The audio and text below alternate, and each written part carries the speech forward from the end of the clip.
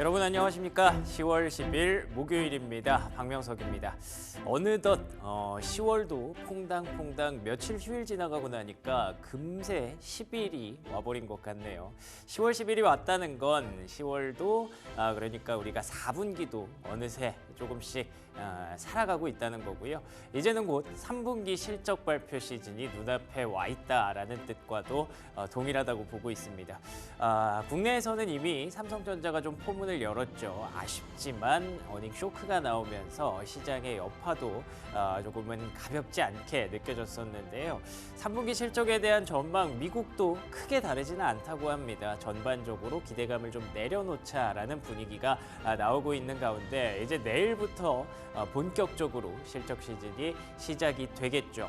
그렇지만 또 일부분에서는 긍정적인 실적을 기대하려는 그런 움직임이 나오고 있다고 하는데요. 그 내용들 엮어서 브리핑 뉴욕 구성해 봤습니다. 한번 체크해 보도록 하죠. 자, 간밤에 뉴욕 증시 마감 상황부터 한번 보겠습니다. 보시는 것처럼 3대 지수 모두 일제히 상승으로 마감했습니다.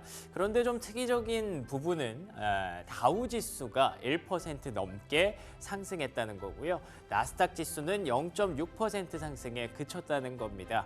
다우가 조금 더 강하게 올랐던 이유 일단 잠시 후에 말씀드리겠지만 금리가 상승했습니다. 최근 들어서 10년물 국채금리 4%를 넘어가면서 계속해서 상승 랠리를 지속하고 있는데요.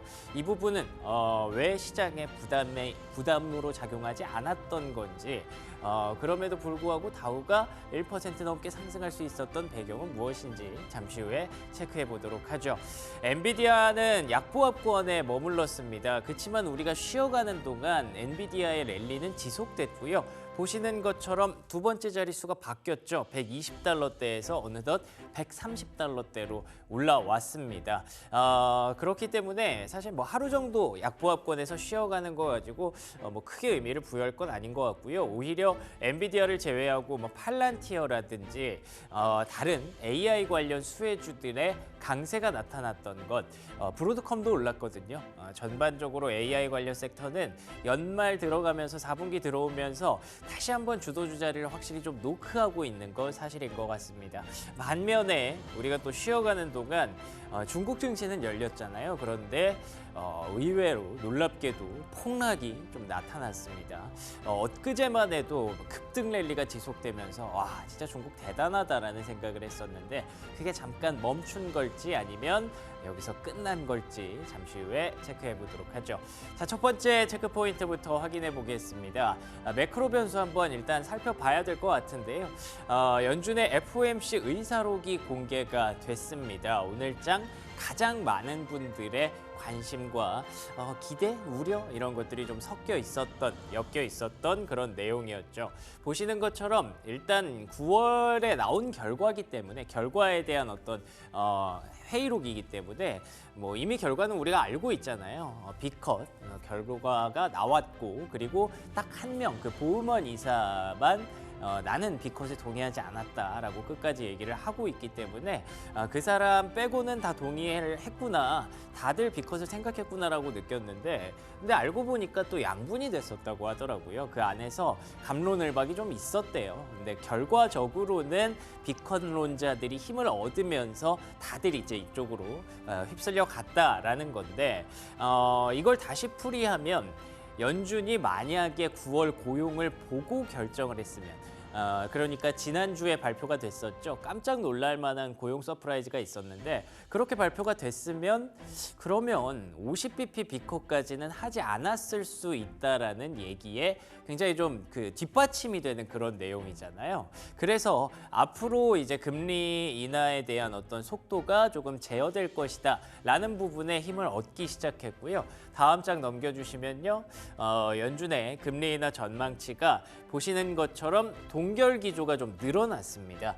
한 번 50bp 올렸으니까 다음 달에는 동결로 갈 수도 있겠네 라는 부분들이 힘을 얻기 시작했고 추가 B컷에 대한 가능성은 완전히 지금 제로가 돼버렸기 때문에 금리 인하에 대한 속도는 계속 늦어질 수밖에 없다라는 부분들 시장에 좀 반영이 됐던 흐름이었습니다. 그런데 이 FOMC 의사록이 발표되고 나서 시장이 조금 더 강세를 보였거든요. 아니 비컷도 안 하고 동결 가능성까지 높아졌다는데 시장에 무슨 도움이 됐을까라는 부분에서 다음 장 넘겨주시면 앞서 말씀드린 것처럼 금리가 상승 추세를 이어가고 있습니다.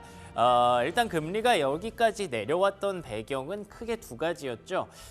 금리 인하에 대한 전망, 기대치가 계속 높아졌기 때문에 금리가 계속 떨어졌던 거고요. 그리고 두 번째로는 미국의 경기에 대한 그런 우려였잖아요. 경기 침체 가능성이 계속 부각이 되면서 금리의 급락이 이어졌던 건데 일단 둘 다 완화가 되고 해소가 되는 그런 분위기죠. 금리 인하에 대한 속도도 좀 늦어질 수 있고 미국의 경기도 생각보다 탄탄하게 유지되고 있고 그렇기 때문에 사실 따지고 보면 금리가 떨어질 이유가 지금은 없어 보입니다. 그렇기 때문에 좀 올라가는 거고 경기가 좋다는 건 주식시장의 나쁜 재료는 아니기 때문에 금리가 상승하는 게 결국 굿뉴스 이즈 굿뉴스로 해석이 되면서 시장에는 긍정적 분위기가 이어졌다고 볼 수 있겠죠. 그렇지만 이 4% 넘어가는 금리는 이제 슬슬 신경 쓰이기 마련이고요. 금리 인하에 대한 그 부분들을 감안했을 때 또 반대로 생각해 보면 경기가 반등하면 물가가 또 빠르게 상승할 수 있어서 그걸 우리가 걱정하는 거잖아요. 그런데 다음 장 넘겨주시면 물가에 대한 상승 우려가 꺾인 배경이 있습니다. 유가 때문이죠. 국제 유가가 우리 쉬는 동안 이렇게 큰 변동성이 좀 있었어요. 중동에서 휴전 얘기가 나오고 있습니다. 미국과 서방 국가들 그리고 이스라엘, 이란 이렇게 휴전 테이블에 좀 앉았다라는 내용이 일단 이스라엘 언론을 통해서 밝혀졌고요. 아무래도 미국 입장에서 대선을 좀 눈앞에 두고 있는 상황, 이 유가의 급등세를 그냥 가만히 두고 볼 수는 없었다는 판단이 섰던 것 같습니다. 그래서 유가가 올라오지 않는다면 금리와 유가가 다 같이 올랐으면 시장이 부담이 됐을 텐데 유가가 올라오지 않는 선에서 다시 말해서 물가가 상승하지 않는 선에서 금리가 올라간다는 건 시장의 나쁜 재료가 아니었다라고 해석을 하는 거죠. 그렇지만 어쨌든 금리가 상승하면 성장주는 좀 부담이 되니까 나스닥보다는 다우가 상대적으로 좀 강했다라고 해석할 수가 있을 것 같습니다. 자, 그러면 두 번째 체크 포인트 넘어가 볼게요. 앞서 핀더더 주가 말씀드리면서 얘기를 드렸던 부분인데 중국 증시가 어제 급락을 했습니다. 보시는 것처럼 상해 지수 6%, 4%, 상해 종합 지수 6% 급락했고요. 심천 종합 지수 8% 폭락이 일어났습니다. 홍콩 항생도 밀렸고요. 중국 선전 그러니까 이게 심천 지수를 얘기하는 건데 1997년 5월 이후에 최악의 하루를 보냈다라는 그런 얘기가 있습니다. 그만큼 너무 폭등 랠리가 있었기 때문에 떨어지는 것도 뭐 산이 높으면 골이 깊다고 떨어지는 것도 또 시원하게 이렇게 떨어지는 것 같은데 이렇게 되면 과연 여기서 끝일까 아니면 잠깐 쉬었다가 다시 반등할 수 있을까에 대한 고민이 있죠. 일단 이 하락한 배경에 대해서 다음 장 넘겨주시면요. 중국에서 계속 부양책 랠리를 쏟아내고 있는 가운데 이번에도 부양책이 또 나왔어요. 어제. 근데 그 부분이 조금 아쉬웠다라는 거죠. 보시는 것처럼 No new plans, 뭐 특별한 게 없었다, 새로운 게 없었다라는 그런 지적을 지금 이제는 시장에서 내놓기 시작했습니다. 중국 정부가 1조 위안의 초장기 특별국채를 이미 투입했고 앞으로도 발행을 가속화하겠다라고 밝혔고요. 동시에 내년에 1,000억 위안 규모의 투자 계획 발표를 좀 더 앞당겨서 발표할 것이다라고 얘기했습니다. 이 두 가지 이야기를 놓고 봤을 때 일단 느껴지는 건 뭐 1조 위안, 1,000억 위안 뭐 큰 돈이네. 근데 이미 투입했고 앞으로 가속화할 것이다. 이 투자 계획 발표를 앞당길 것이다. 뭐 구체적으로 뭐 나온 게 하나도 없잖아요.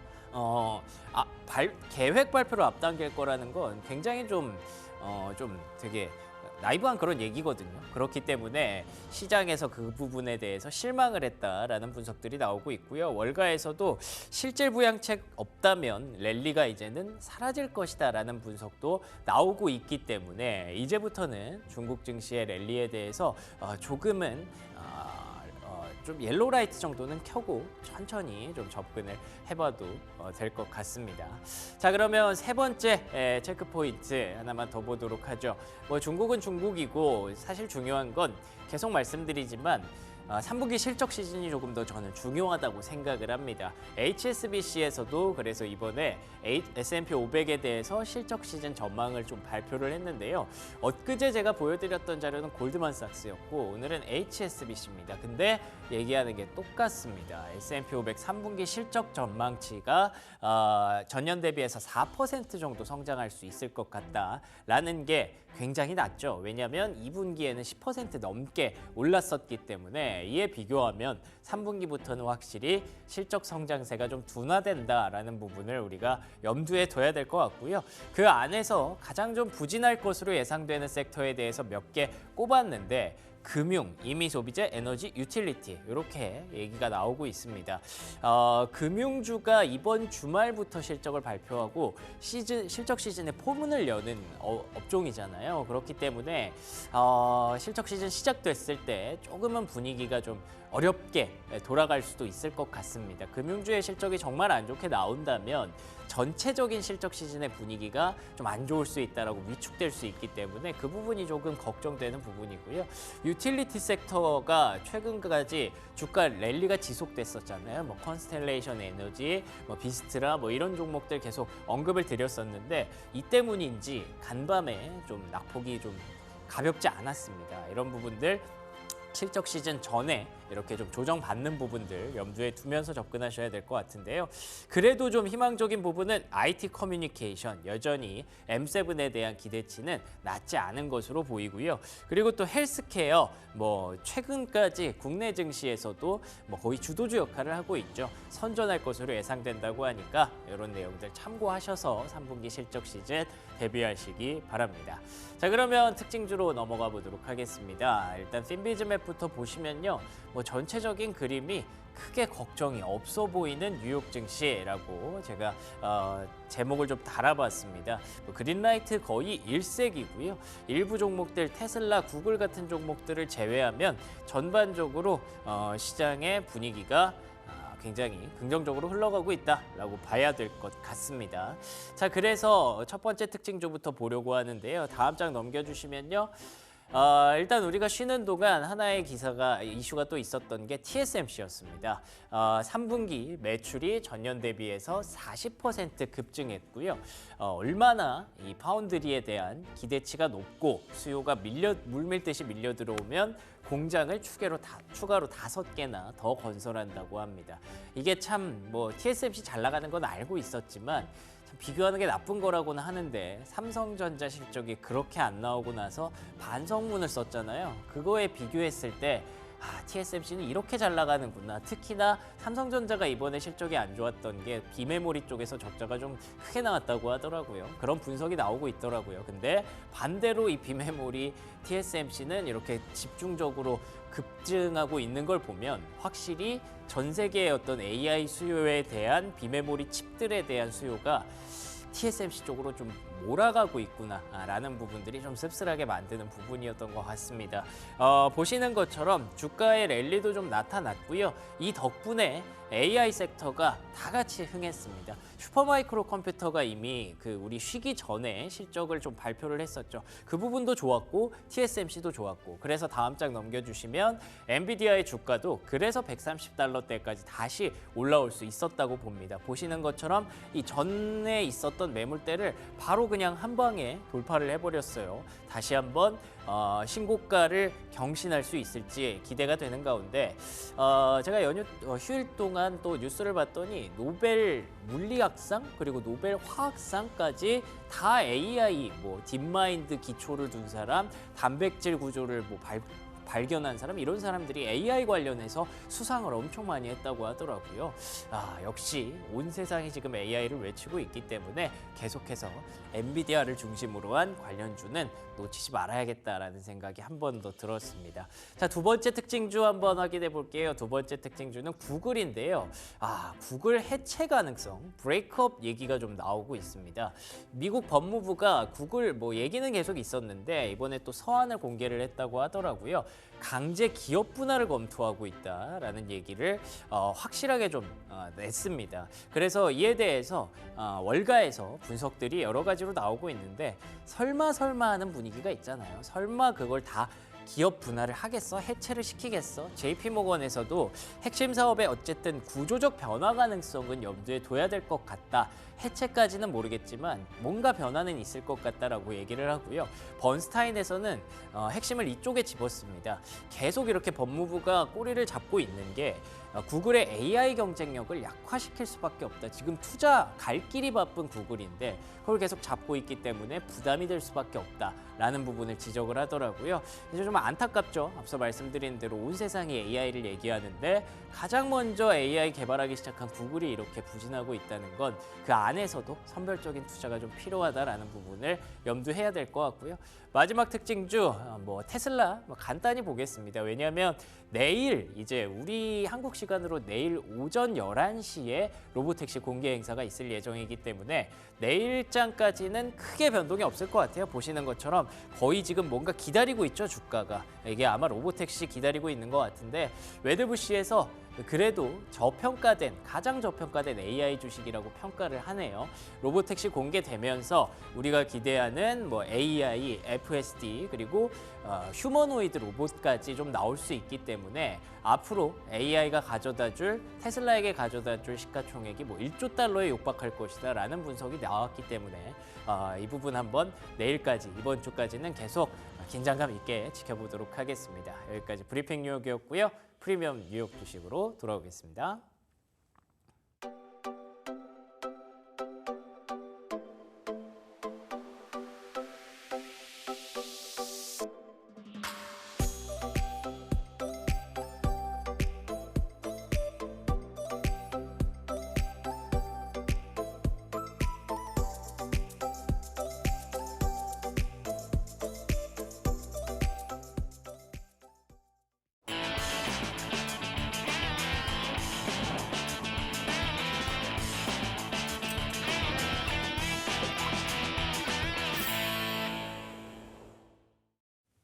네, 프리미엄 미국 주식 시작합니다. 글로벌 증시 마감 상황 정리해보고요. 오늘 국내 증시 전망까지 예측해보죠. 그레너리 투자자문 이원수 대표 나오셨습니다. 안녕하십니까? 네, 안녕하십니까? 네, 반갑습니다. 자, 뉴욕 증시 우리가 쉬는 동안 상승 랠리가 좀 이어졌던 것으로 확인이 되고 있습니다. 간밤에도 엔비디아, 구글, 테슬라 이런 종목들 좀 빠지긴 했어도 전체적인 흐름이 대부분 그린라이트더라고요. 네, 맞습니다. 이 배경이 어디에서 왔다고 볼 수 있어요? 일단 어제 다우존스도 그렇고 S&P도 그렇고 또 다시 다 사상 최고치를 또 경신을 했어요. 예. 제가 계속 말씀드리지만 이제 10월에 사실 이제 9월달에 있었던 어떤 상승에 대한 피로감이 누적된 모습이었는데 이 누적된 피로감들이 결국은 좀 시장이 또 시간이 지나면서 노동시장 경감에 따른 경기도나 우려가 완화됐고 그 다음에 이제 금리라든지 한 25bp 수준의 금리 인하를 지속할 수 있다는 기대감도 계속 유지가 되고 있고요. 그 다음에 3분기 주요 이제 기업들 실적 발표인데 특히 이제 IT 부분 쪽에서 어떤 기대감이 좀 커지고 있거든요. 제약바이오 쪽에서. 그래서 이런 부분들이 결국 시장을 어떻게 하방을 좀 많이 막으면서 상승을 더 이끌 수 있는 이제 10월 하반기로 갈수록요. 그 말씀을 드렸는데 그와 같은 상황이 지금 계속 이어지고 있다. 이제 저는 이렇게 보고 있고요. 그 다음에 지금 시장에서 남아있는 리스크라고 하면은 일단 중동 지역 리스크인데 그것도 어제 같은 경우에는 조금 더 완화되는 모습. 그러게요. 특히 이제 휴전에 대한 기대감이 좀 커졌고요. 그래서 유가가 좀 하락하면서 요 리스크도 조금 더 완화되고 있고 이러다 보니까 결국 어제 같은 경우에는 다우존스하고 그다음에 이제 그 S&P가 결국 사상 최고치를 또 경신하는 모습을 지금 보여준 것 같고요. 예. 도중에 보시면 이제 의사록도 공개가 됐어요. 9월 FOMC 의사록 공개가 됐는데 생각보다 시장이 조금 더 긍정적으로 반응했다. 이건 좀 이따 말씀 좀 드릴게요. 그다음에 유가 하락으로 인플레이션 상승 우려감도 지웠고요. 그러다 보니까 결국은 이 업종별로 보면은 이제 빅테크 같은 경우 제가 이제 계속 기간 조정 중에 있다 말씀을 드리는데 이 기간 조정인 것도 결국 이제 어느 정도 마무리가 돼가는 게 아니냐 이런 이제 그 전망도 할 수 있을 것 같고요. 그동안 이제 시장을 좀 이끌어왔던 금리나 소비 수혜주들은 이제 조정으로 접어들고 있고요. 반면에 지정학적 리스크 해지를 해주는 업종들은 계속 지금 강세를 유지하고 있기 때문에 시장이 전반적으로 안정화되는 모습. 빅스 지수도 한 20까지 지금 또 떨어졌거든요. 예. 이것도 보셔도 될 것 같고 페드워치 같은 경우도 지금 11월 7일에 있을 FOMC 회의에서 기준금리 동결 가능성을 한 21%까지 좀 높여보고 있고요. 그다음에 25bp 인하 가능성 한 78% 정도 이렇게 지금 보고 있기 때문에 이게 전반적으로 본다면은 계속 매크로 환경들은 좀 안정화돼가는 모습이다. 그리고 시장에서 나올 수 있는 이제 변수, 악재들도 좀 많이 줄어든 상황이고요. 그다음에 다시 이제 기업들의 실적에 대한 기대감들을 조금 더 높일 수 있는 방향으로 가고 있기 때문에 현재 같은 속도라면은 아마 또 이제 11월 달부터는 또 할인 시즌이 또 시작이 되거든요. 그것까지 감안한다면 지금 시장에서는 아마 연말까지 S&P가 한 6천 정도는 도달하지 않겠느냐, 이런 이제 기대감을 지금 계속 갖고 가는 게 지금 현재 시장이라 보시면 될 것 같습니다. 좋습니다. 확실히 시장에 가장 큰 호재를 꼽자면 악재가 완화되는 게 가장 큰 호재인 것 같아요.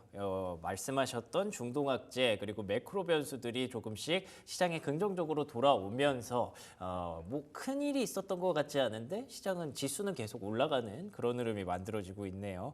종목단에서는 혹시 특징주 어떤 종목 보셨을까요? 네, 아까도 말씀하셨던 알파벳 이제 어제 좀 얘기가 많았었어요. 독과점 이슈가 좀 그쵸, 있더라고요. 네. 근데 뭐 주가는 한 1.59% 정도 그냥 소폭 하락한 정도였거든요. 그래서 이거 반독점법 위배돼 갖고 기업이 해체되면 엄청난 것이 아니냐라는 그렇죠. 얘기를 하시는데 사실 이제 반독점법을 통해서 이제 기업 해체되는 과정은 거의 역사적으로 이렇게 케이스가 많지가 않습니다. 그리고 두 번째는 이 과정이 최소한 10년 이상은 걸린다.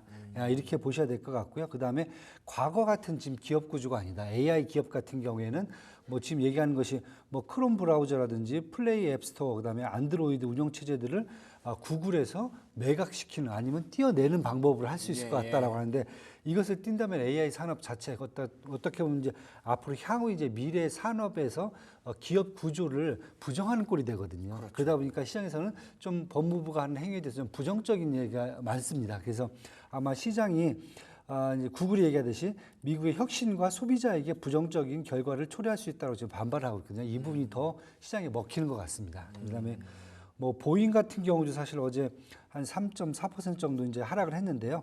뭐 직접적인 이유는 3만 3천 명 기술자에게 제안한 임금 인상 계획을 철회했다.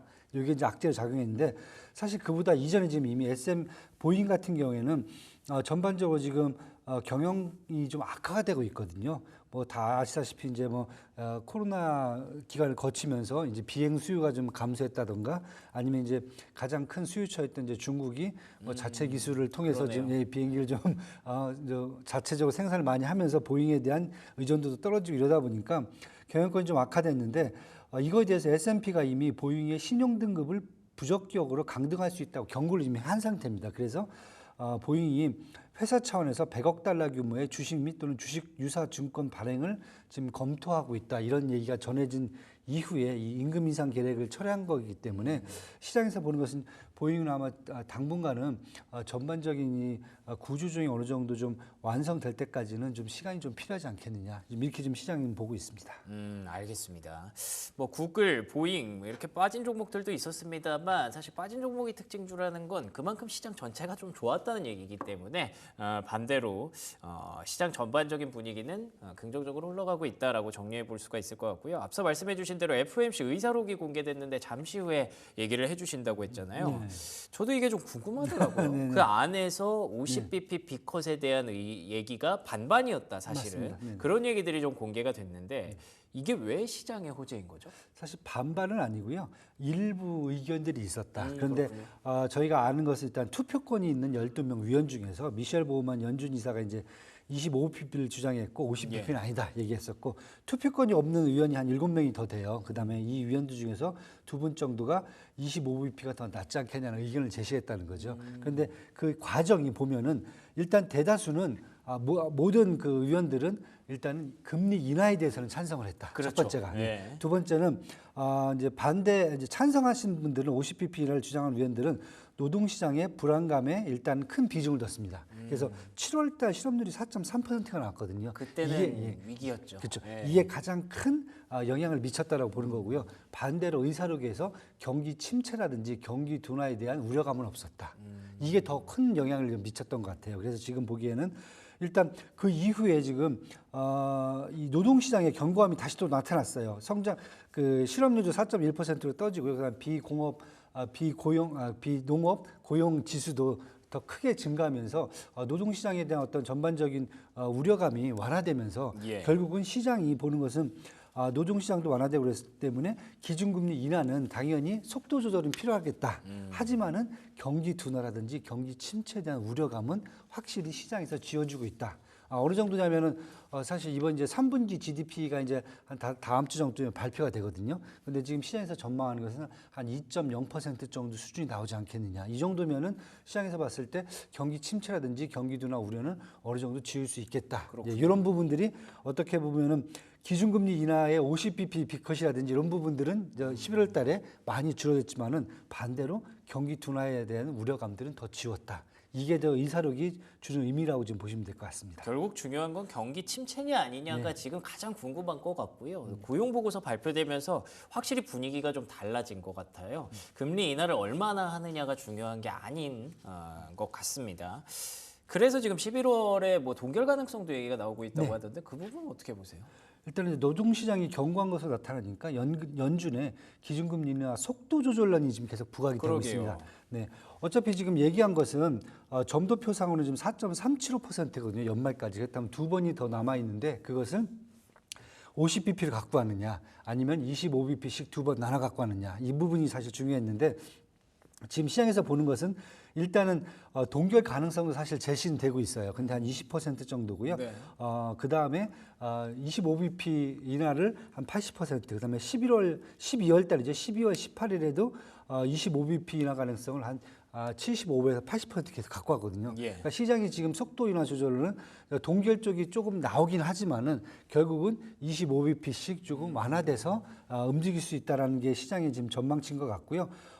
지금 뭐 경기 둔화 우려감이 많이 완화됐고요. 그다음에 그렇죠. 연준의 점도표까지 생각한다면은 딱히 이제 변동 없을 것 같거든요. 그렇다고 보면은 아마 이제 시장에서는 25bp씩 두 번 가는 게 더 유리하지 않겠느냐 이렇게 지금 시장은 지금 보고 있는 걸로 지금 저희가 한번 판단하시면 될 것 같습니다. 알겠습니다. 뭐 이게 시장에 어떤 영향을 줄지에 대해서도 생각을 해봐야 될 것 같긴 합니다만 어쨌든 인하라는 방향은 달라지지 않고요. 그리고 조금씩 속도가 늦춰질 때 관련된 종목들에 대한 어떤 비중 조절을 조금 해가면서 좀 접근해야 된다라고 말씀드릴 수가 있겠네요. 자, 그리고 어제 국내 증시 쉬어가는 동안 중국 증시가 급락했더라고요. 네, 맞습니다. 네. 엊그제는 사실 돌아오고 나서 네, 맞습니다. 또 폭등을 하길래 와 진짜 대단하다 싶었거든요. 네, 네. 어떻게 보셨어요? 일단은 지금 9월 달 말까지 사실 전격적인 통화 완화 정책을 실시를 해줬거든요. 예, 실시하면서 뭐 역 RP 금리라든지 지급 준비율, 뭐 MFL, 그다음에 부동산 대출 금리 여기다가 기준 금리 이제 LPR 금리까지 다 인하를 하겠다, 또 인하를 한 상태거든요. 그러면서 사실 국경적 연휴를 맞이했어요. 연휴를 맞이하면서 시장의 기대치는 그러면 이런 통화 완화 정책을 통해서 국경적 연휴 동안 엄청난 소비가 나올 수 있다라고 기대를 했었어요. 그런데 일단은 저 연휴 동안 소비 지표가 발표된 게 좀 약간 다소 미흡했어요. 그랬군요. 네, 여행객 수는 2019년이죠. 코로나 대비 그 이전에 비해서는 한 10% 이상 증가를 했어요. 그 다음에 소비액도 한 8% 정도 증가가 있는데 1인당 지출은 한 2% 감소했다. 그래서 저는 1인당 지출까지 이것을 확인해야 될 정도인가, 그 정도까지 봤을 경우에는 약간 시장의 기대치에 못 미쳤다. 이게 하나가 나왔고요. 두 번째는 이제 8일 날 국가발전계획위원회가 이제 부양책을 이제 추가로 더 제시하겠다라고 얘기가 나왔었어요. 발표된 내용들이 보니까 2025년 중앙정부 예산 중에서 1,000억 위안, 우리나라 돈은 10조 원이거든요. 19조 원이죠. 10조 원, 9조 원을 연말까지 당겨서 집행하겠다. 그다음에 뭐 1,000억 위안 규모의 건설 프로젝트를 이달 말까지 계획하겠다. 그다음에 뭐 5월 달에 있었던 초장기 특별국채 발행액 중에서 1조 위안을 이미 지방정부에 배정했다. 이런 얘기를 했었어요. 근데 시장에서는 저는 뭐 개인적으로 이 정도면은 괜찮은 그러한 또 추가 부양책 얘기인데 시장에서는 1,000억 위안이 아니라 1조 위안을 제시했어야 되는 게 아니냐.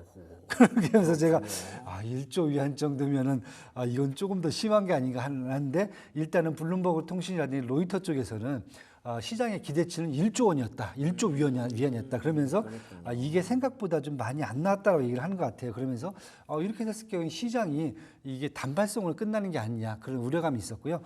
제가 본 바로는 일단 증시가 본토 증시하고 홍콩 증시가 좀 나눠져 있었는데 이 연휴 기간 동안에 홍콩 증시는 열리면서 계속 상승을 했었거든요. 그러면서 어제 그저께죠. 그저께 본토 증시가 열리자마자 홍콩 증시는 급락하면서 그 차익 실현을 하고 네. 그 돈이 다시 본토 증시에 들어갔어요.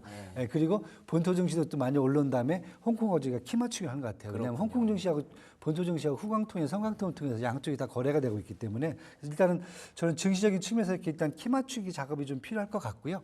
그 다음에 이제 이게 끝나고 나면은 지금 나와 있는 게 일단은 통화 완화 정책이 저는 더 장기화될 거다. 왜냐하면은 이 8월 CPI가 전년 대비 0.6% 상승됐거든요. 그 다음에 대출 우대금리는 한 3.5% 수준이에요. 보다 보면은 한 스프레드가 한 300bp가 나온단 말이에요. 그렇다면 미국하고 똑같이 미국과 동조화돼 갖고 통화 완화 정책을 지속적으로 가야 되지 않겠느냐. 그래서 단발이 아니다. 통화 완화 정책이. 그다음에 이제 경기 부양책이죠. 정부가 하는 경기 부양책 같은 게 지금 2구 환신 정책이라고 그래 갖고 계속 말씀드린 이제 교체 수요죠. 이것뿐만 아니라 일단 11월 11일에 또 광군제도 남아 있어요. 그렇죠, 그다음에 연말 쇼핑 시즌까지 있고요. 그다음에 지표 중에서 하나 저희가 재밌게 볼 수 있는 지표가 뭐냐면은 개인 가계 저축률이 35%가 나옵니다. 그러니까 뭐냐면은 소비를 중국에 내에서 소비가 지금 약화돼 있잖아요. 소비가 가계가 돈이 없어서 소비를 못하는 게 아니라 앞으로 대한 불안감이죠. 그걸 계속 정부가 한 번 갖고는 저는 안 된다. 계속 정기적으로 그 불안감을 완화시켜줘야 이 저축률, 높아진 저축률이죠. 이 저축률에서 이제 소비로 그렇죠. 나올 소비로 수가 전환될 수 있는 그런 것을 계속 유인해야 된다. 그래서 단발이라기보다는 정부는 계속 그걸 유도할 거고요. 그래서 저는 아마 시즌 요 한 번에 끝나는 게 아니라 시장을 계속 관심 있게 보시면은 상향으로 아마 2019년 전고점 수준까지는 한번 시장이 갈 수 있는 그 정도는 되지 않겠냐 이렇게 지금 보여지고 있습니다. 좋습니다. 그러면 지금 미국도 좋아 보이고요. 중국도 어제 잠깐 좀 삐끗했지만 계속 이어질 수 있다라고 보시는데 문제는 한국이거든요. 네, 맞습니다. 한국이 근데 그 WGBI 네. 여기에 편입됐다는 얘기가 있어요. 네, 이거 네. 호재는 맞겠죠? 네, 호재는 맞습니다. 그런데 뭐 크게 기대를 하실 필요는 없을 것 같아요. 그래요? 네, 왜냐하면 이제 어제 나온 것은 이제 후츠라고죠. FTSE 그러니까 파이낸셜 타임즈 스톡 익스체인지에서 발표하는 세계 국채 지수가 있어요. WGBI라는 지수가 있는데 이제 복수 국가의 국채 시장으로 구성된 이제 시가총액 가중 채권 지수예요. 그래서 이것을 내년 2025년 11월부터 한국의 국채, 국가 채권도 이제 국채도 해당 지수에 이제 편입할 예정인데 이렇게 편입되면 사실 이제 요 후츠 지수를 갖고 만드는 ETF들이죠. 여기에 이제 한국의 국채도 편입될 수가 있기 때문에 아마 한국 국채에 내년부터는 한 75조 원 정도 규모의 자금이 유입될 가능성이 높다 이렇게 이제 얘기를 하고 있고요. 근데 사실 보면은 이 파이낸셜 타임즈만 내는 게 아니라 블룸버그 바클레이 글로벌 본드 인덱스에는 이미 한국 국채 지수가 들어가 있고요. 그다음에 JP 모건의 같은 경우 이제 글로벌 지수는 안 들어가 있는데 이머징 마켓 본드 인덱스는 이미 들어가 있어요. 한국이. 그래서 한국 국채가 처음으로 이렇게 ETF에 포함되는 거 아니고 이미 거래는 되고 있다. 이렇게 보시면 될 것 같고요.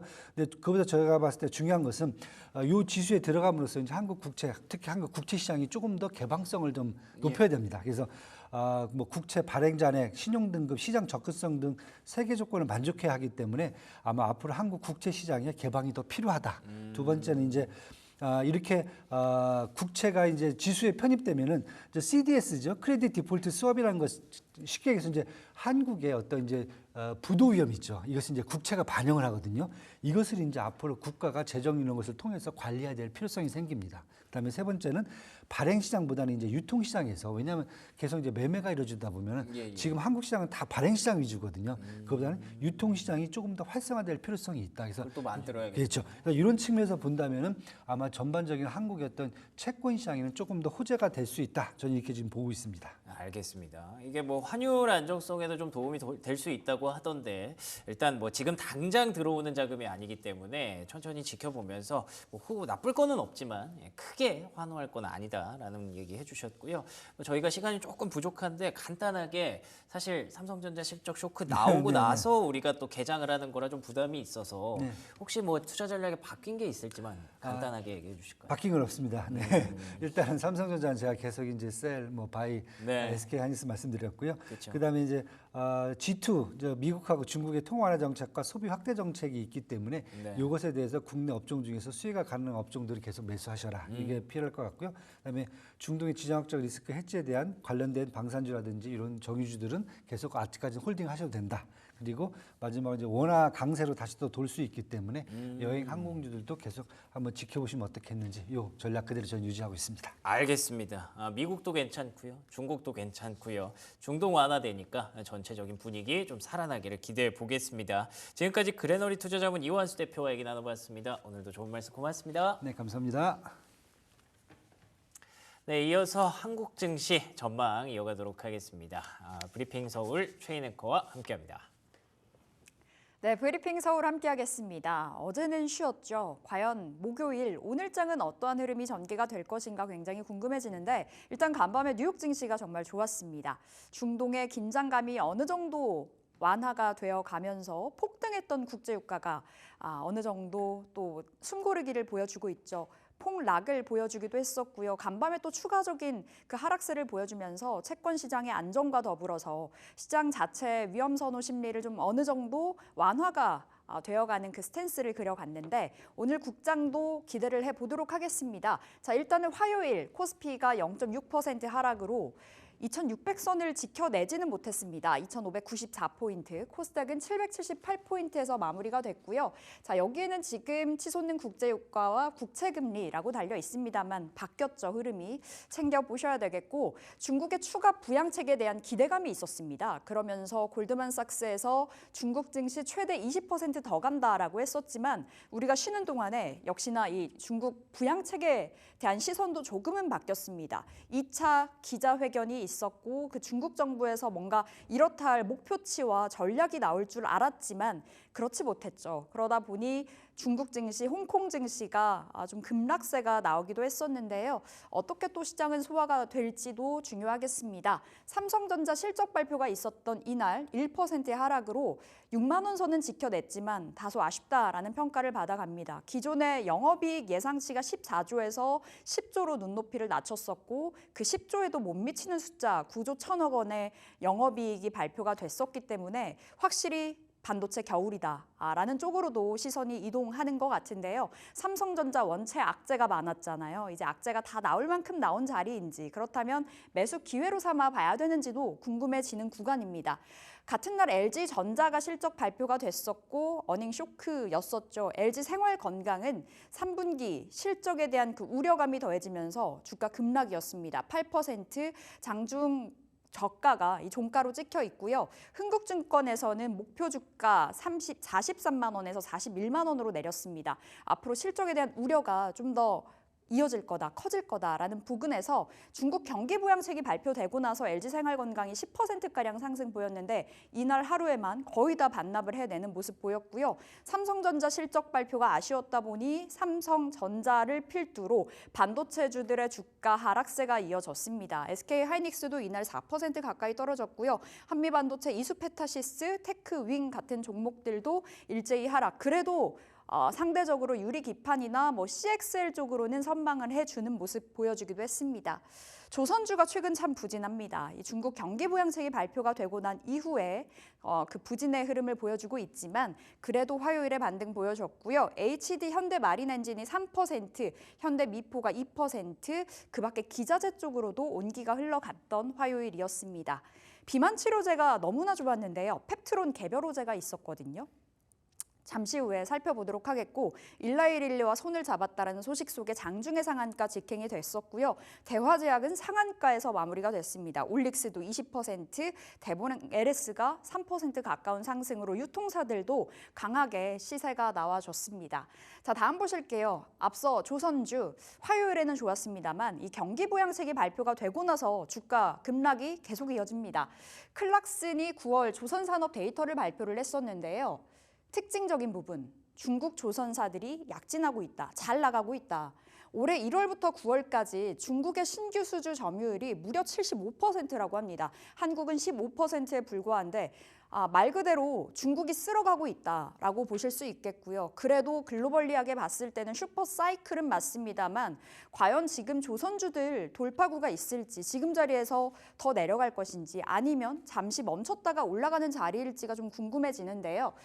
조선주 울고 그리고 엔진주 웃고 이렇게 타이틀이 달려 있죠. 경기 부양책이 발표가 된 이후에 이 대표 조선사들은 주가 급락세고 엔진주들은 상대적으로 흐름이 너무 좋습니다. 삼성중공업이 무려 8%의 하락을 보였고요.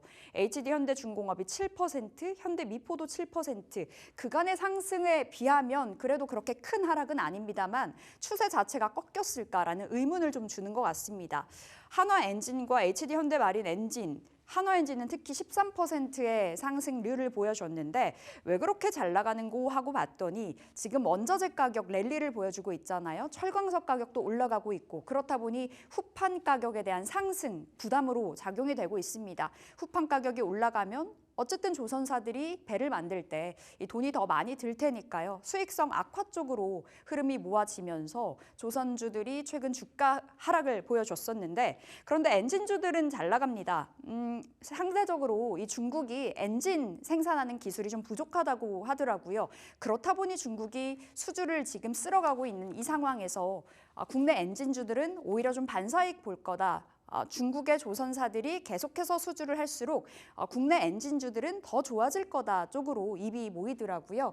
SK증권과 교보증권에서는 최근의 후판 가격 상승에 따른 조선주들의 하락 그렇게 걱정할 필요 없다라고 지난 화요일에 리포트를 냈습니다. 건조마진 훼손 제한적일 거다. 조선주 오히려 비중 확대해야 된다. SK증권에서 목소리를 냈고요. 교보증권에서는 삼성중공업을 탑픽으로 들었습니다. 목표 주가는 15,000원으로 상향 조정 들어갔습니다. 자, 다음 보겠습니다.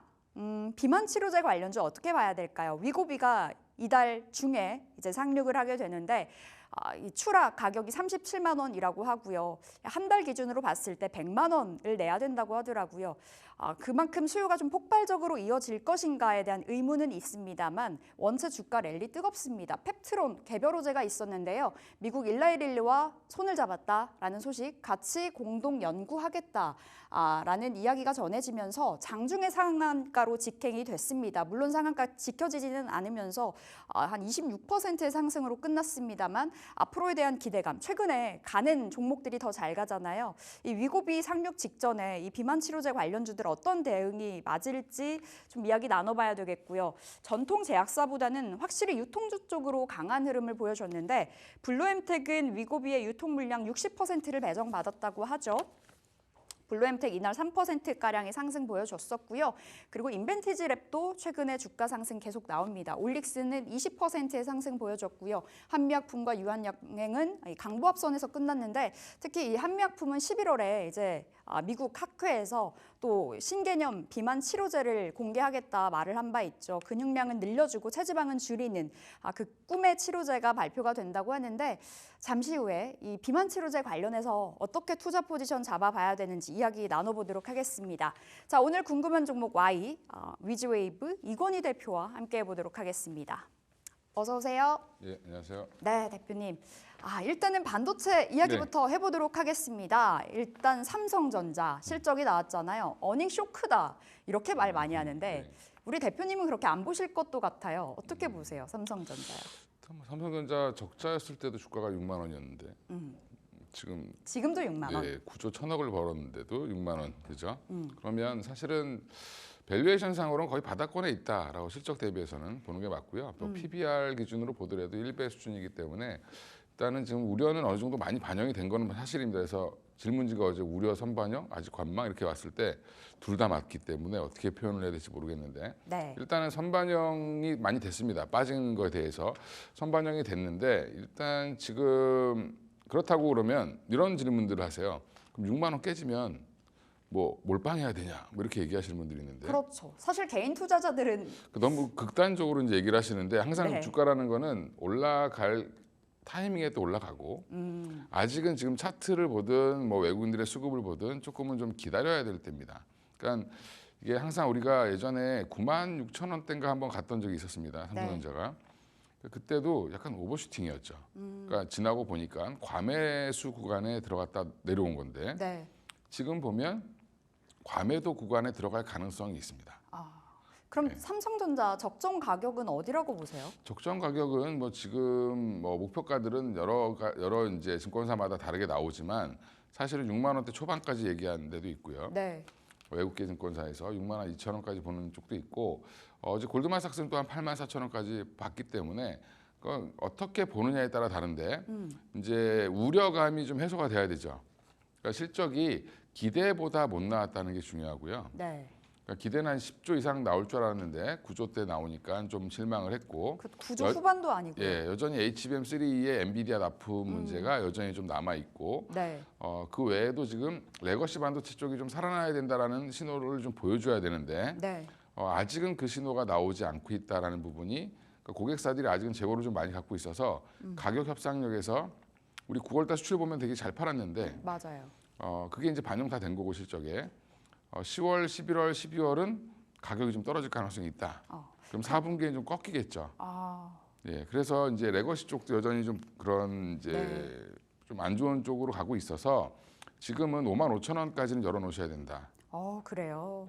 예. 그러니까 그만큼 사실 수요 자체가 줄어 있다 보니 뭐 레거시나 여러 가지 그러니까 해소돼야 될 문제들 자체가 그쵸. 좀 풀리지 않은 것 같고 풀어야 될 숙제가 많겠네요, 삼성전자. 근데 또 이제 긍정적으로 보면 또 중국이 경기 부양책을 쓰면서 지금 개인들한테 일반 국민들한테 네. 돈을 뿌리기 시작했습니다. 그러면 인당 뭐 20에서 한 60만 원 정도 된다라고 하는데 네. 뭐 이제 각 성 정부마다 뭐 소비 쿠폰도 뿌리고 여러 가지를 뿌리고 있고 그다음에 중요한 건 주택 모기지 금리를 0.5%를 일괄 다 내려줬습니다. 그 얘기는 사람들이 돈 쓸 여력이 이자가 그만큼 덜 나가니까 돈이 있는 늘어나죠. 그러니까 집이 있는 분들도 네. 그러면 이자 그만큼 세이브가 되죠. 그러면 이제 이게 바로 이제 효과가 나타나는 게 뭐냐면 소형 가전을 많이 살 가능성이 높습니다. 뭐 텔레비전이라든지 핸드폰이라든지 휴대폰 그렇죠. 뭐 PC 이런 것 쪽으로 갈 네. 가능성이 높고요. 그래서 오히려 이 중국의 IT 수요가 확 살아난다라고 하면 지금 애널리스트들이 하는 뭐 내년의 전망 이런 것들이 싹 다 바뀔 수 있습니다. 그래서 저는 오히려 중국 변수가 삼성전자를 오히려 끌어올릴 수 있는 변수가 될 가능성이 있다. 네. 네. 어쨌든 나오락제는 좀 많이 다 나왔다. 거의 다 나왔습니다. 거의 다 나왔는데 나왔다. 이제 일단은 심리적으로 중요한 거는 외국인들이 수급이 돌아서야 된다. 이걸 좀 확인하실 필요가 있고요. 지난달부터 지금까지 한 9조 5천억 원. 이렇게 팔았더라고요. 예전에도 6만 원대에서 5만 원대 사이를 한 7개월간 이제 흔들렸던 적이 있었거든요. 한 6개월 네. 가까이. 지금은 제가 볼 때는 길어봐야 한 3개월 이내에 반등은 나오지 않겠나 보고 있습니다. 3개월 이내에 반등 나온다. 그래도 5만 5천 원까지는 좀 열어놓은 채 삼성전자 바라보자라는 관점이시고 대표님 삼성전자 말고 SK하이닉스 좋아하시잖아요. 예. 삼성전자 실적이 다소 아쉬웠다 보니 SK하이닉스 또한 이렇게 되는 거 아니야? 뭐 이런 생각도 들고요. 그렇죠. 이제 SK하이닉스도 마찬가지로 레거시 쪽은 삼성전자랑 같이 간다고 보기 예. 때문에 그 부분에서는 어차피 감익은 좀 나올 거고 예상보다. 근데 이제 HBM 마진율이 워낙 좋기 때문에 지금은 당장은 HBM으로 실적을 끌어올리는 사상 최대 실적은 나올 걸로 보고 있고요. 네. 근데 이제 이게 삼성은 기대치를 자꾸 낮추지만 하이닉스는 또 오히려 기대치를 자꾸 높이고 있는 중이라 그 기대치를 채워줄 수 있느냐가 또 되게 중요한 그러니까 거죠. 그게 중요할 것 같아요. 예. 지금 삼성은 사실 기대가 없었잖아요. 예, 근데 기대가 없었는데 기대를 밑돌다 보니 빠졌는데 그래도 주가 좀 잘 버텨준 거라고 생각도 그렇죠. 들고 SK하이닉스 만약에 기대 이하면 주가 또 한 번 급락이 나올까 봐 겁도 나거든요. 근데 뭐 기대 이하로 나오더라도 적어도 삼성전자 DS 부분보다는 훨씬 잘 나올 겁니다. 그러니까 그 부분 때문에 네. 그러면 무슨 말이냐면 당분간 하이닉스가 이끌고 가는 시장이 될 가능성이 높고요. 그러니까 반도체의 2등 업체였는데 메모리에서 네. 갑자기 이제 1등으로 치고 나가는 그런 모습이 나오기 때문에 그런 프리미엄이 또 붙을 수 있고 지금 뭐 삼성전자가 만들기 시작하면 하이닉스는 이제 뭐 가격 경쟁력이 떨어지는 거 아니냐라고 얘기할 수 있는데 거꾸로 오히려 지금 삼성전자 가격 경쟁력이 떨어질 수 있습니다. 그러니까 삼성전자는 물량으로 승부를 해야 되고요. 네. 하이닉스는 어차피 선단 공정을 계속 가면서 가격을 높게 받는, 그러니까 ASP를 높이는 방식으로 갈 가능성이 높거든요. 가격 자체를요. 예, 그러면 지금 SK하이닉스 자체가 지금 주가 흐름도 보여주는 게 외국인들이 판다 하더라도 별로 안 팔고 네. 사고 팔고를 계속 하죠. 그러니까 트레이딩을 하고 있는 중이고 바닥을 잘 잡고 있기 때문에 오히려 반등은 SK하이닉스가 더 빨리 나올 수 있다. 떨어진다 한들. 네. 그런 소부장 또한 SK 하이닉스 밸류 체인 쪽으로 바라보는 게 낫겠네요. 그렇죠. 여전히 하이닉스 밸류 체인으로 보시는 게 맞고요. 근데 생각보다 종목이 많이 없죠. 그러니까 뭐 한미반도체나 뭐 그 PSK 홀딩스 정도가 있는데 거기에 이제 지금 참전을 하려고 했던 쪽이 하는 쪽이 지금 하나 인더스트리얼 솔루션즈 네. 예.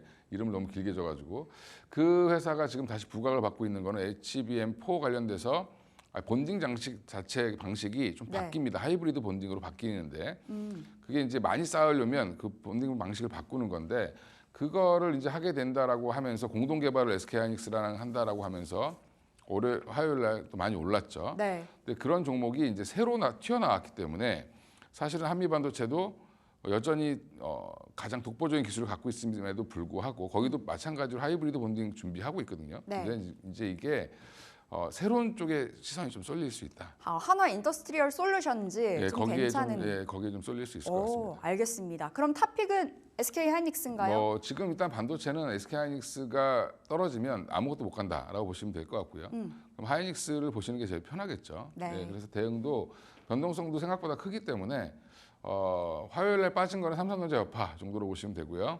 하이닉스가 또 반등이 나오면 더 빨리 나올 수 있기 때문에 지금은 20만 원까지는 그냥 열어놓고 네. 사놓으시는 게 지금은 좋을 것 같다. 시각 동일하십니다. 지난번에도 20만 원 말씀 주셨고요. 이번에도 탑픽 SK 하이닉스 20만 원 잡아보겠습니다. 자, 두 번째로는 대표님 제약바이오 펩트론이 정말 좋았습니다. 뭐 개별 호재가 있었지만 다시 한번 펩트론의 랠리가 시작될까? 최근에 이제 가는 종목들이 원체 잘 가잖아요. 예. 그러니까 어떻게 일단 보셨어요? 비만 치료제 펩트론 이제 뉴스 나오니까 관련주들 막 찾으시는데 네. 그냥 펩트론 보시는 게 제일 깔끔할 것 같습니다. 펩트론 하나. 음. 원체 많잖아요. 거론되는 뭐 한미약품부터 그쵸. 블루엠텍까지. 유통사들은 이미 좀 많이 반영을 한 것 같고요. 근데 주가 가면 유통사들이 더 잘 가서. 그렇죠. 네. 뭐 리스크가 없으니까. 근데 그만큼 마진도 생각보다 없죠. 그래요. 그래서 유통 마진 정도를 먹는 거니까. 그럼 블루엠텍은 그렇게 이제 유통 물량 60%나 쓸어갔는데 그 괜찮지 않을까요? 60%가 얼만큼 물량이 될지 좀 지켜봐야 되고요. 일라일리가 들어오면 네. 지금 맞고 싶다라고 이제 위고비가 들어오면 맞고 싶다라고 하시는 분들 많으신데 네. 처방전이 있어야지 맞을 수 있습니다. 그러니까요. 비만 확정을 받아야 네, 확진을 근데- 받아야 맞을 수 있다 그러더라고요. 그러니까 고도 비만이 아닌 이상 이걸 맞을 수가 없기 때문에 네. 예, 생각보다 우리나라의 그 인구가 많지 않습니다. 그래서 그리고 이 비용도 한 달에 거의 한 100만 원, 80에서 한 100만 원 가까이 맞아요. 들 텐데 의료보험이 안 되기 때문에 그러면 이런 부분들을 얼만큼 소비가 될지 좀 지켜봐야 될 것 같고요. 저는 이게 15일에 아마 유통이 시작될 텐데 네. 그때가 아마 유통주들은 단기적으로 고점이 나올 가능성이 높다라고 보고 있고 이미 너무 오랫동안 반영을 시켰습니다. 네. 주가에. 그러면 블루엠텍 보면 주가 많이 올랐죠. 바닥권에서. 엄청 올랐죠. 예, 그리고 이제 펩트론을 보자라고 말씀드리는 거는 일라이릴리라는 이제 정확한 계약 당사자가 정해졌고 14개월 동안 지금 기술 평가를 하겠다라고 얘기를 한 건데 그 얘기는 기술이 한마디로 안 좋았으면 네. 형편 없었으면 이런 거 평가할 이유가 없죠. 시간 들여서. 그만큼 괜찮다. 기술력이. 그만큼 괜찮다. 그 대신에 두 회사 모두 이게 우리가 보면 펩트론이 원하지 않고 일라이릴리가 무조건 기술 평가 계약으로 갔을 거다라고 생각하시는 분이 있는데 네. 펩트론에서도 원할 수 있을 수 있습니다. 왜냐하면 내 기술이 좋은데 지금 너네가 잘 모르니까 너무 싸게 후려치지 마라.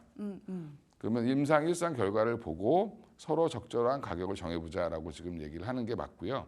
협상 과정 중에 양쪽 다 결과를 보고 계약금을 정하는 네. 그런 과정이라고 보시면 될 것 같고요. 그 비독점으로 했다는 이유는 뭐 펩트론이 언제든지 계약 상대방을 바꿀 수도 있는 겁니다. 그러니까 이제 이건 어느 쪽이 유리하다라기보다는 절실한 쪽은 뭐 둘 다 절실하지만 일라이릴리가 더 절실할 수도 있습니다. 펩트론 근데 단기적으로 엄청 올랐어요. 지금 3개월 동안 320% 올랐는데 이제 보유자들의 영역에서 대응해야 되겠죠. 아니 뭐 신규로 저는 괜찮다? 빠지면 6만 원 이하로 빠지면 접근 가능하다라고 보고요. 그럼 15일 이전에 좀 예. 왔다 갔다 트레이딩 그러니까 관점으로. 뭐 여전히 14개월 그러니까 내년 이게 4분기 정도에 1년 정도 뒤에 네. 결과가 나올 텐데 임상일상에 대한 결과를 보고 아마 계약을 체결할 텐데 네. 그 사이에 등락폭은 계속 있을 수 있는데 이게 우려보다는 아직은 기대가 더 클 가능성이 높습니다. 그럼 펩트론이 탑픽이고 목표 주가는 어디로 보세요? 한 8만 원 정도까지는 8만 원. 일단은 1차 목표가는 열어놓고 봐야 되고 네. 주봉으로 열고 보시면 아마 거기도 한번 갔다 왔기 때문에 네. 충분히 갈 수는 있을 갈 것 수 같습니다. 있다. 8만 원 맞았습니다. 목표가. 손절가는 5만 원 주셨네요. 그렇죠. 5만 원 밑으로 빠지면 조금 시장에서 냉정하게 조금 네. 더 기다려 보자 이렇게 얘기를 할 수도 있는 거죠. 근데 중장기로 보면 한 8만 원 정도까지는 랠리를 보이고 그 다음에 한번 중간중간에 뭔가 자꾸 체크를 하겠죠.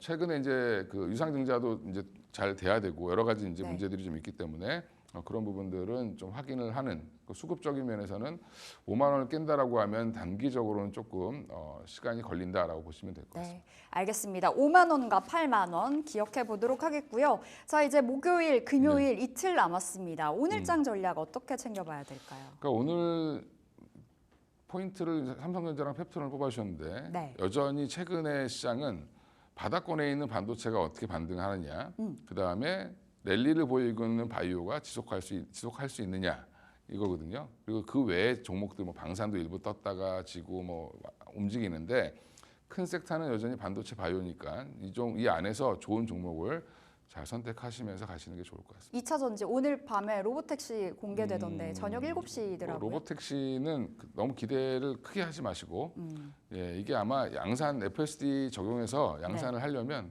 한 27년? 아, 그 정도로 멀리 봐야 돼요? 길게 볼 거고요. 아마 오늘은 그 예전에 그 휴머노이드 로봇 처음 보여줬을 때랑 비슷한 현상 정도가 나오지 않겠나. 그래서 알겠습니다. 그닥 기대는 이렇게 너무 크게 안 하셔도 되고 이미 반영을 많이 했다. 그래서 일부 자율주행 관련된 종목들은 오히려 셀이 나올 가능성이 높습니다. 세론이 나올 가능성이 좀 있는 2차 전지 자율주행, 반도체와 바이오 오늘도 좀 주목을 2차 해보겠습니다. 전지는 조금 별도로 보긴 해야 되는데 2차 전지는 여전히 미국 대선과 밀접한 맞물려서, 관계가 네. 있다. 근데 이제 펜실베니아에서 아주 아슬아슬하게 해리스가 이기고 있다라고 하는데 그걸 또 계속 확인해 보셔야 될 것 같습니다. 네, 알겠습니다. 이렇게 오늘장 전략까지 챙겨봤고요. 여기서 보내드릴게요. 위즈웨이브 이건희 대표와 함께했습니다. 말씀 고맙습니다. 네, 감사합니다.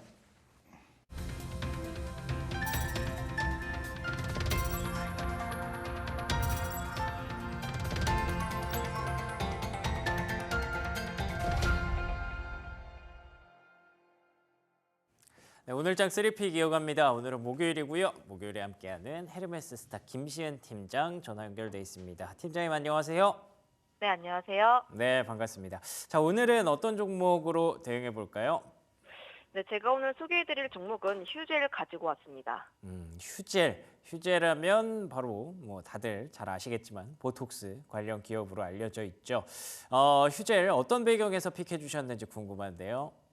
일단 두 가지를 한번 보시면 좋을 것 같은데 보톡스 쪽이 실제로 실적이 잘 나오는 기업이고 지금 산업에 대한 전망치를 보게 되었을 때 앞으로 실적은 더 좋아질 것이라는 점 첫 번째, 그리고 두 번째 같은 경우가 그동안 보톡스 관련 종목군들 실적 굉장히 좋았음에도 불구하고 그동안 사람들의 관심을 많이 못 받았습니다. 그 이유가 수송에 대한 노이즈가 굉장히 크게 나타났고 긴 기간 동안 계속 나왔는데 이번 10월 10일에 메디톡스와 휴젤 간의 톡신 분쟁에 대한 ITC 최종 판결이 발표가 될 예정이다 보니까 저는 이런 부분에서 결국 불확실성에 대한 해소 쪽으로 기대감을 다시 한번 더 발생할 수 있지 않을까라는 생각을 가지고 있어요.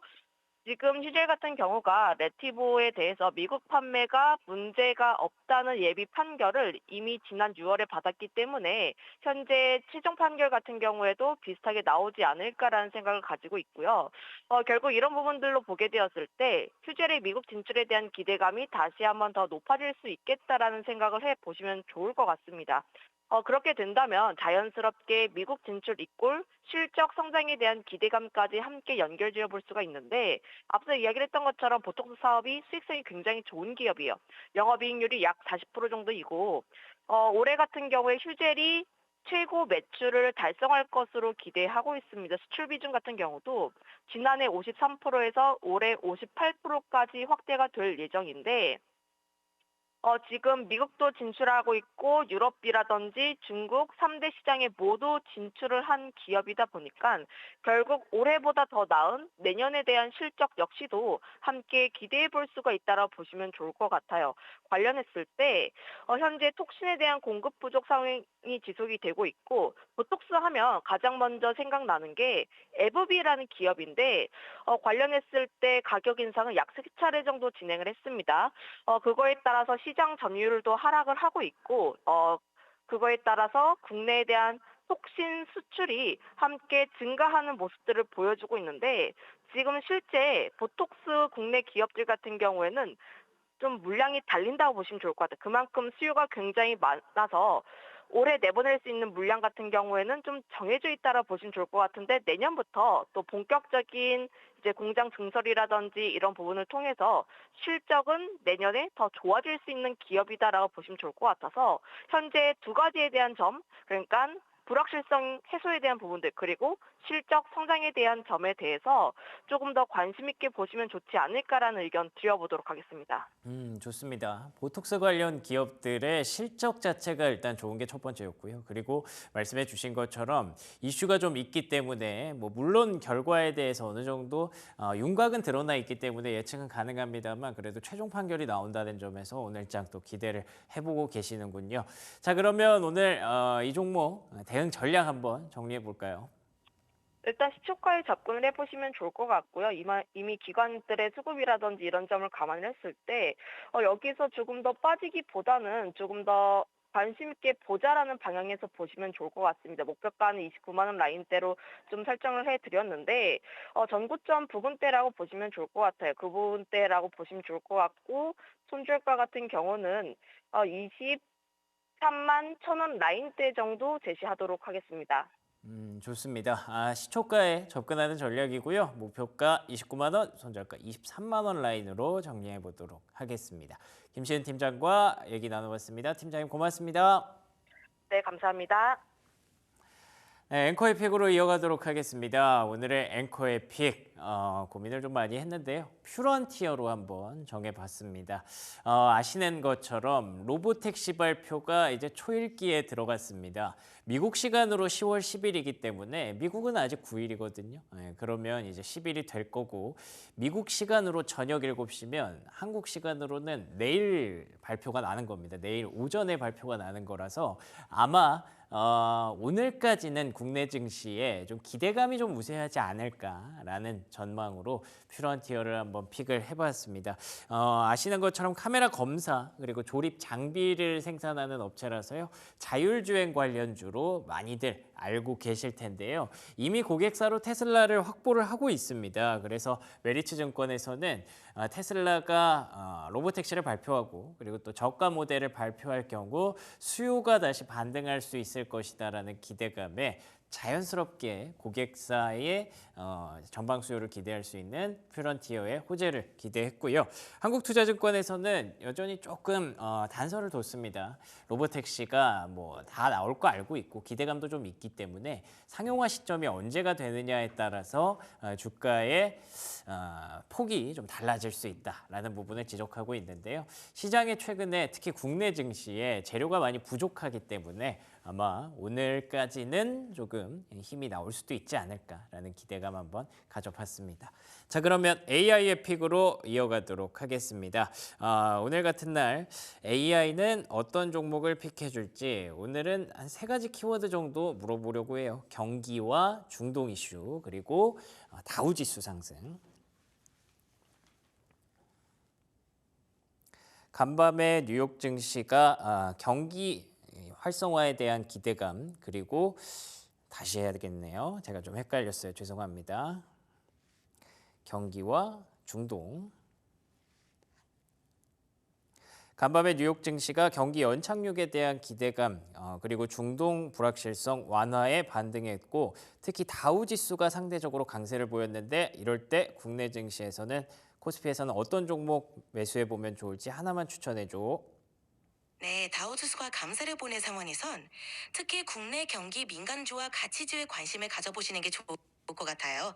자동차, 조선, 철강 등의 산업재 섹터나 은행주 등 가치주에서 기회를 찾으실 수 있을 것 같습니다. 이러한 종목들은 글로벌 경기 회복과 함께 상승 가능성이 높아 보입니다.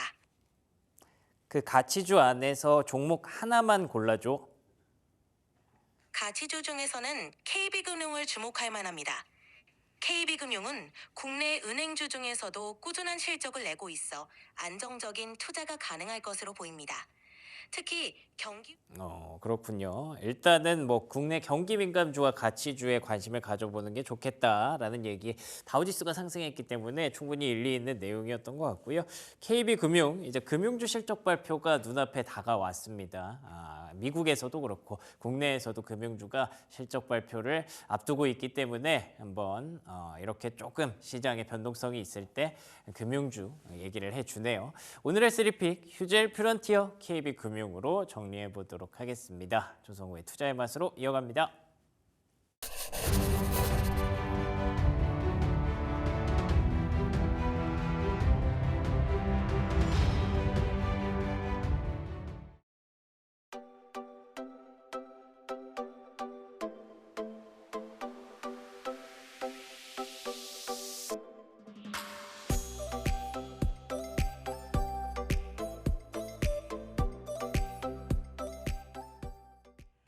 네, 조성우의 투자의 맛 함께하겠습니다. SK증권 영업부 PIB센터 조성우 부장 나오셨습니다. 어서 오세요. 네, 안녕하세요. 네, 부장님.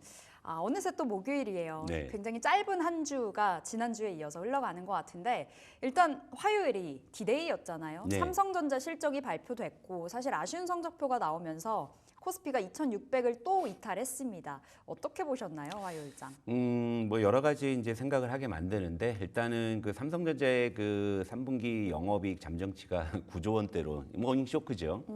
예상치가 10조 7천억이었고 지난 시간에도 뭐 삼성전자 이슈를 다뤄드렸습니다만 그럼에도 불구하고 뭐 6만 원은 좀 지지하는 그런 모습에서 일단은 좀 단기적인 좀 바닥을 좀 확인하고자 하는 네. 그런 심리를 확인할 수 있었습니다만 전체적으로 시장의 투자 심리는 좀 위축되는 부분이었고 그 여파로 사실 이제 반도체도 뭐 덩달아 좀 조정을 받은 뭐 그런 측면들이 있었고요. 그리고 뭐 매크로 쪽에서는 미국 국채 금리가 지금 4%를 또 다시 돌파하고 있는 상황이기 때문에 이것이 이제 또 환율하고 또 연결이 되면서 전체적으로 좀 외국인의 수급에도 이제 우호적이지 않은 그런 상황들이 전개되는데 이러다 보니까 화면을 보시면은요.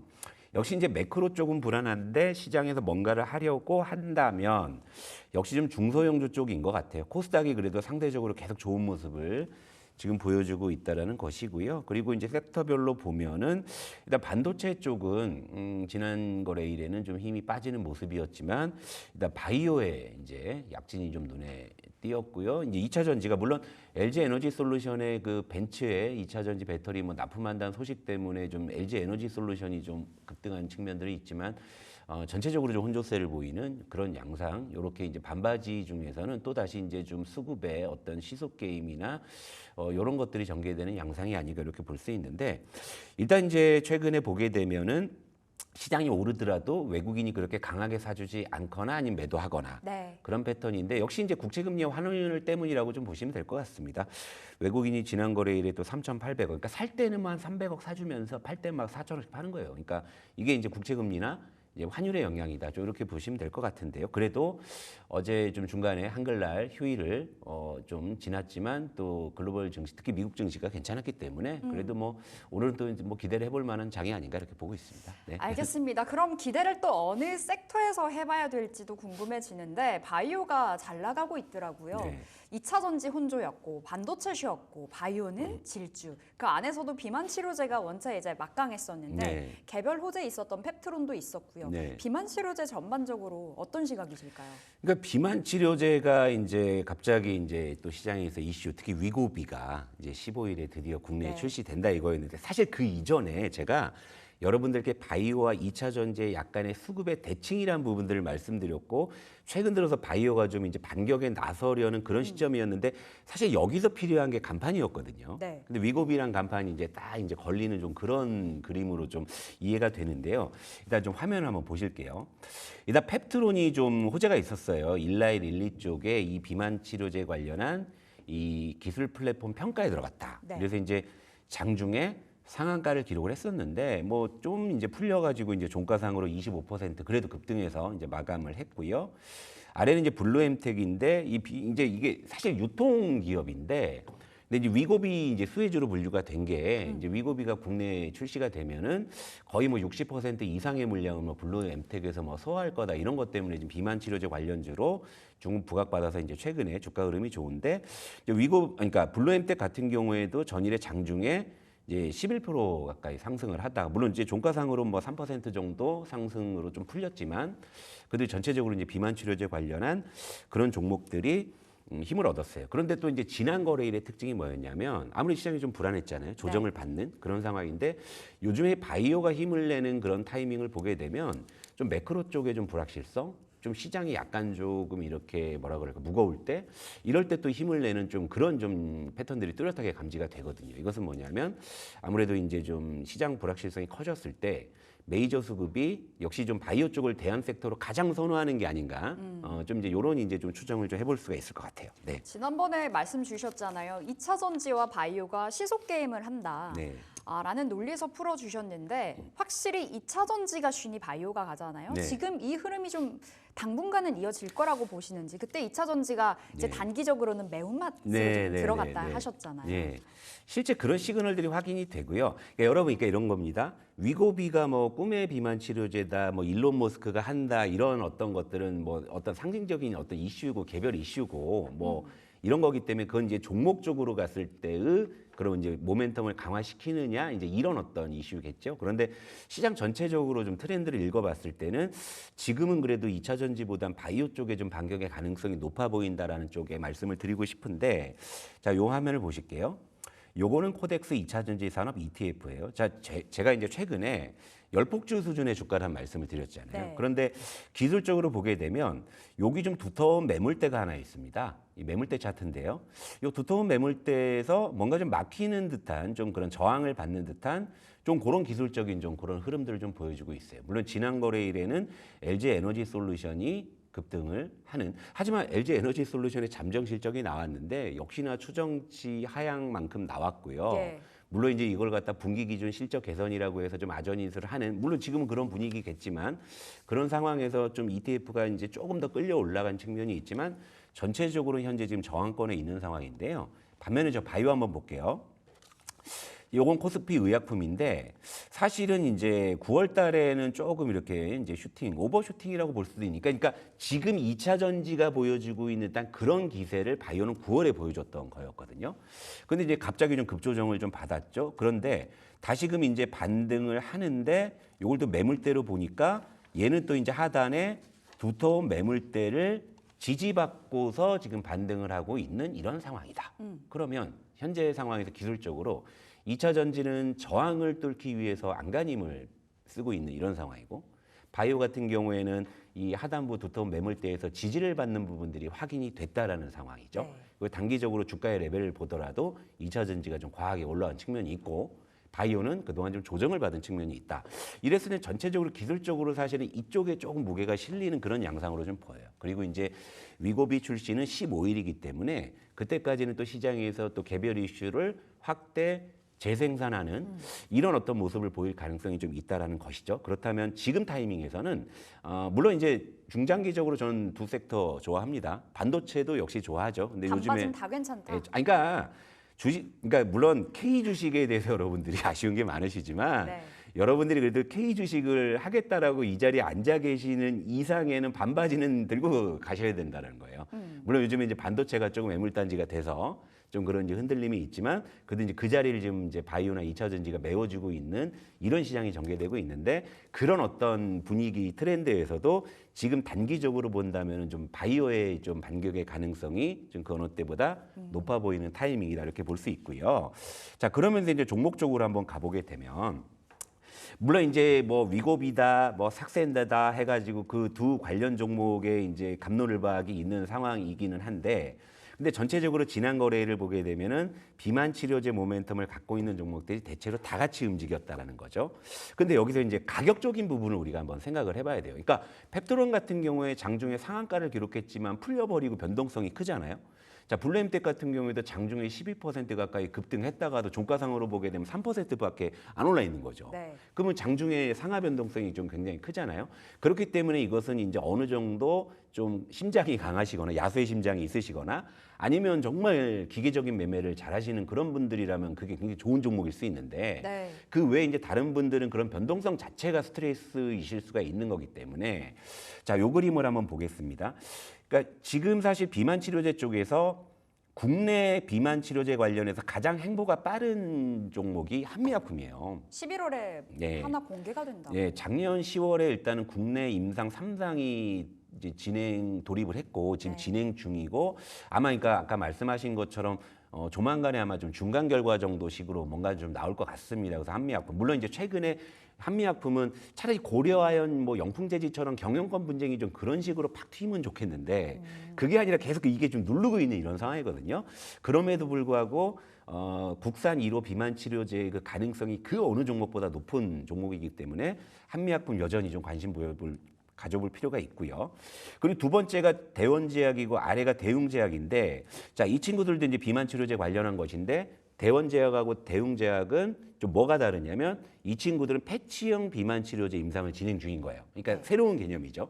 뭐 삭센다 같은 경우에는 매일 맞아야 된다. 그런데 위고비는 일주일에 한 번이니까 꿈의 비만 치료제라고 그렇게 해서 열광을 하고 있잖아요. 근데 패치라면 얘기가 또 달라질 수 있는 부분이잖아요. 그러니까 이런 부분에 대한 모멘텀을 갖고 있는 상황이기 때문에 다만 지금 여러분 제가 노란 동그라미를 쳐놨는데 이것은 정고점 대비해서의 룸을 제가 좀 체크해 놓은 거죠. 한미약품 제법 있죠. 대원제약 좀 많이 있죠. 대웅제약은 좀 많이 없어요. 그러니까 이런 부분에 따라서 이제 맛의 네. 어떤 그러니까 강도가 조금 다를 수 있다라는 거죠. 그러니까 그냥 나는 비만 치료제 언젠가 한번 터질 거야 하시는 분들은 현재 가격적으로는 대원제약이 제일 좋아요.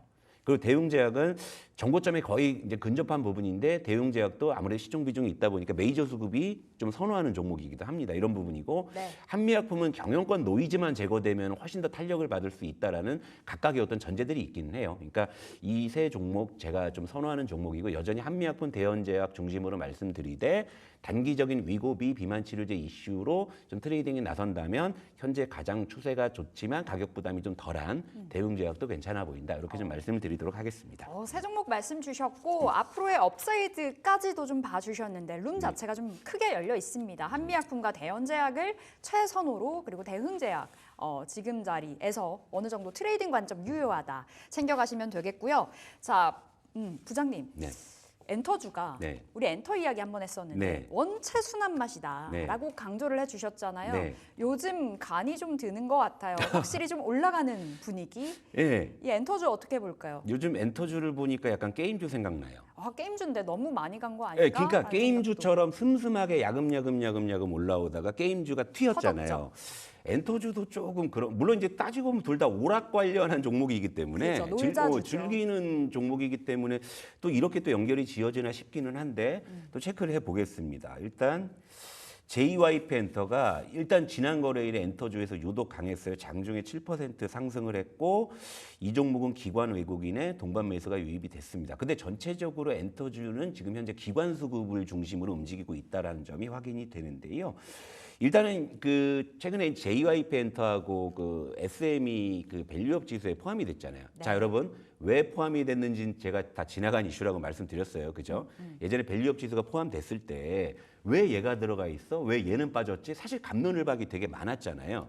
그것 때문에 시장의 변동성도 있었고 하지만 밸류업 지수가 공개가 됐죠. 그러면 결국에는 그걸 추종하는 인덱스 수급은 거기에 반응할 수밖에 없다라는 말씀을 여러 번 드렸는데 특히나 연기금이 밸류업 지수의 기관 중에서 가장 반응도가 높을 수 있는 수급 주체잖아요. 근데 그 연기금이 최근에 SM하고 JYP 엔터에 꾸준하게 매수세를 유입을 해주고 있다. 이런 부분들을 체크하시면은 힌트가 될 수 있습니다. 자, 아래는 JYP 엔터인데요. 장중에 7% 상승. 이게 위에가 하이브다. 하이브가 장중에 3% 상승을 했는데 엔터주가 최근에 이제 기관 수급이 굉장히 좀 강하게 유입이 되고 있는데 그 중에 JYP 엔터는 외국인도 같이 샀고 네. 엔터주 전체는 기관들의 수급이 유입되고 있다. 이런 건데 기본적으로는 이제 밸류업 지수에 포함된 부분하고요. 장기적으로 조정받았던 아주 가격 메리트. 요 두 가지가 현재로서는 뭐 그래도 뭐 좀 좋은 흐름이 아닌가. 특히나 하이브 같은 경우에는 목표주가 하향 리포트가 나왔거든요. 그럼에도 불구하고 상승을 보였다라는 것은 시장이 엔터주에 대한 어떤 가격적인 부분에 지금 예전보다는 조금 더 반응을 보이고 있다. 이렇게 좀 해석할 수가 있을 것 같습니다. 그러니까 메이저 수급이 들어와 주고 있고 여기에다가 원체 가격 자체가 많이 낮아져 있었다 보니까 좀 매력적인 자리라고 평가를 해주신 것 같은데 그럼 엔터주에 대한 전략을 어떻게 챙길까요? 엔터주가 지금 3분기 영업이익 전망치 한번 보게 되면 얘가 이제 9월 말하고는 크게 변동이 없는 거죠. 네. 2차 전지는 일주일 사이에 하향이 됐었잖아요. 근데 엔터주 같은 경우에는 최근에 좀 뚜렷한 하향 추정이 없는 걸 보게 되면은 일단은 이전에 왔었던 엔터주의 기조, 상저하고의 기조. 네. 특히 이제 연말에는 모르긴 몰라도 뭐 K-팝 페스티벌이나 이런 게 연말에 행사가 좀 많은 콘서트 엄청 많이 그러다 하죠. 보니까 이제 하반기 쪽에 대한 실적 기대감은 그 어느 때보다 좀 높아지는 상황이죠. 네. 근데 게임주도 마찬가지의 패턴이었단 말이에요. 상저하고의 패턴이었는데 최근에 게임주 쪽이 어떤 신작에 대한 기대감이나 이런 것들, 그죠? 이런 것들로 이제 움직이고 있기 때문에 엔터주도 좋은 타이밍이 아닌가 보는데 3분기 영업이익 전망치를 보게 되면 전년 동기 대비해서는 감히 이건 우리가 이미 알고 있었어요. 그런데 저 추정치의 변화가 현재 없다라는 것이고 전 분기 대비해서는 대체적으로 많이 좋아지는 쪽이기 때문에 시장이 좀 이런 쪽에 좀 아전인수를 건다고 하면 엔터주도 좀 게임주의 좀 뒤를 이어. 그러니까 이러다가 언젠가 한번 이제 군집성을 가지고 좀 튀어오르는 그런 타이밍이 있지 않을까 좀 이렇게 좀 기대를 해볼 수가 있는 것 같고요. 그리고 이제 종목적으로 가보게 되면 일단 죄송하지만 현재로서 하이브가 최선호주는 아닙니다. 뭐 일단 최근에 제가 2등주 중소형주 키 맞추기 논리에서도 하이브는 뭐 대장주기 때문에 네. 상대적으로 기대 수익을 많이 갖고 있지 않은 상황이고 아직도 이제 뭐 뉴진스 관련해서 이런저런 좀 노이즈들이 계속 진행되고 있는 상황이다 보니까 그런 이슈를 좀 피해서 본다고 하면 지금 현재로서 이제 SM과 JYP 엔터가 현재로서는 좀 좋아 보이는 종목이 아닌가. 특히나 이제 연기금 쪽에서 밸류업을 보면서 들어오고 있는 꾸준한 수급이 확인되기 때문에 SM하고 JYP 엔터 위주로 좀 선호주를 말씀드리도록 네, 하겠습니다. 네. 하이브일 줄 알았는데 SM, JYP 쪽으로 바라보자 종목 받아봤고요. 우리 원전주도 빠르게 체크 들어가 보겠습니다. 하반기 기대감이 컸던 섹터 중에 네. 하나가 원전이었는데 사실 말이 쏙 들어갔어요. 네. 원전 이야기 너무 안 했던 것 같거든요. 연속성이 안 보이니까 이제 최근에 그래도 게임주와 로봇주는 그래도 좀 연속성을 보이면서 기대감을 갖게 하는데 이 원전주가 이제 최근에 보게 되면 우리 생각만큼 시원한 모습이 네. 안 보이죠. 일단 화면을 보실게요. 자, 그럼에도 불구하고 이제 두산 에너빌리티가 전일에 장중에 좀 상승 2.6% 보였고 BHI는 5% 상승을 보였는데 근데 최근에 이제 원전주의 패턴을 제가 좀 연구를 해보니까 이런 패턴들이 발견이 되는 게요. 자, 이렇게 이제 올라가는 이런 상황에서 이 오르는 구간에서 항상 이제 어떤 이슈가 있었냐면은 외교 이벤트가 있었습니다. 결국에는 대통령의 해외 순방이라든지 네. 아니면 누군가의 방한.